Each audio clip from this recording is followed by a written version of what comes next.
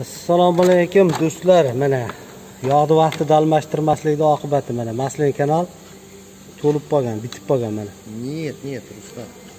Это металл. Нет. Вот здесь, нет, это металл, вот здесь. Нагар, видишь? Нагар. Там да. Нагар, вот. Это нагар. Нагар. И вот здесь нагар. Вот. Вот nagар. Ko'ryapsizlarmi? Qancha nagар. Yog'ni vaqtida almashtirmaslikning oqibati. Keyin motor bilasizlarmi nimaga charchaydi?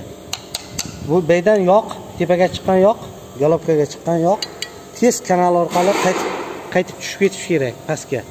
Qaytib tushib keta olmasdan tepada qoladi. Birinchidan, ikkinchidan mas'ul asosda yog' oz qoladi. Shuning natijasida maslagalardan kelib chiqadi. Keyin mana bunaqa virbutkalar bo'ladi mana. O chizib yuborgan, ko'ryapsizlarmi? Ko'rdingizmi? Meniki avtol ichib yuryapti, yuryapti, lekin zo'r yuryapti deb o'rganlarga bu gapim mana. O g'ajib yuborgan.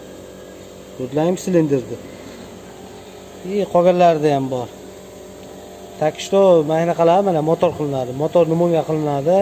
Avtol ichib yuryapti deganlarga mana. Keyin yog'ni vaqtida almashtiring. Mana kanallarda bitib qolmasin.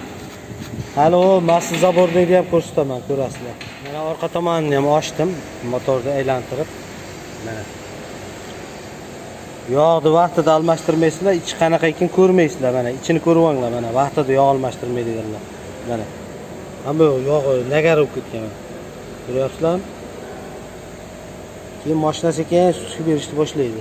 Chunki maslinning kanallar bitib qoladi. Kerakli yerlarga yog' bormaydi haliga.